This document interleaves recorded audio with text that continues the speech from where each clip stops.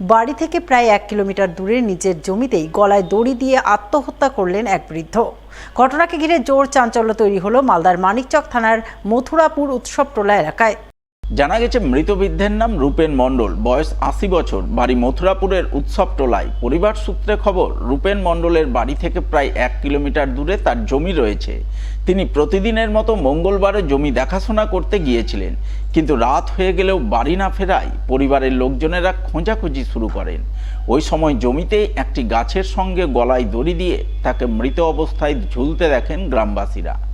পরিবারবর্গের দাবি, তিনি গলায় দড়ি দিয়ে আত্মহত্যা করেছেন।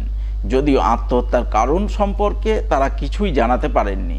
তাই মানিকচক থানার পুলিশ দেহটি উদ্ধার করে ময়না তদন্তে পাঠিয়ে ঘটনার তদন্ত শুরু করেছে বলে জানা গেছে। কতটা দূর বাড়ি থেকে? কতটা দূর? প্রায় 1 কিলোমিটার থেকে প্লাস হবে কিছু। রোজই আসতাম না, আমি সকালবেলা মানে মেয়ের অ্যাডমিশনের জন্য স্কুল গেছি, স্কুলে কথা বলার জন্য। আর আমি দেখিনি, বাড়ি আসলাম তো আমি দেখিনি। না, এটা তো বোঝা যাচ্ছে না কিসের জন্য। ফের ভিন রাজ্যে মালদার পরিযায়ী শ্রমিকের মৃত্যু। এবারে কেরালায় নারকেল গাছ থেকে নারকেল পাড়ার কাজ করার সময় গাছ থেকে পড়ে মৃত্যু হলো মালদার রতুয়া 1 নম্বর ব্লকের এক পরিযায়ী শ্রমিকের, যাকে কেন্দ্র করে শোকের ছায়া নেমে এলো রতুয়া 1 নম্বর ব্লকের চাঁদবনি 1 নম্বর অঞ্চলের গুঞ্জরো গ্রামে।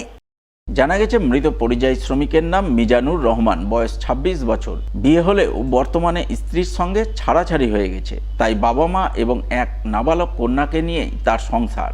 তাদের মুখের দিকে তাকিয়ে গত 4 মাস আগে মিজানুর ভিন রাজ্য কেরালায় নারকেল পাড়ার শ্রমিক হিসাবে কাজে যোগদান করেন। কিন্তু গত শুক্রবার নারকেল পাড়ার সময় হঠাৎ করেই নারকেল গাছ থেকে পড়ে তিনি গুরুতর আহত হন। এরপর সেখানকার হাসপাতালে চিকিৎসাধীন অবস্থায় মঙ্গলবার তার মৃত্যু হয় বলে খবর।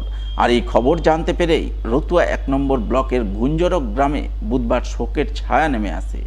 ঘটনায় অসহায় পরিবারবর্গ সরকারি সাহায্যের জন্য করুণ আবেদন জানান। ছেলে কেরালা গেছিল খাটতে, 4 মাস হলো। নারকেল পাড়ার কাজে যে গাছ থেকে পড়ে গেছিল শুক্রবার। দিয়ে ওইখান থেকে তখন হসপিটালে ভর্তি করে গতকাল মঙ্গলবার ইন্তেকাল করেছে। পরিবারে কেউ নেই, খালি আমার পতিন থাকলো। মেয়েকে নিয়ে ভাবছি যে কোনো ব্যবস্থা।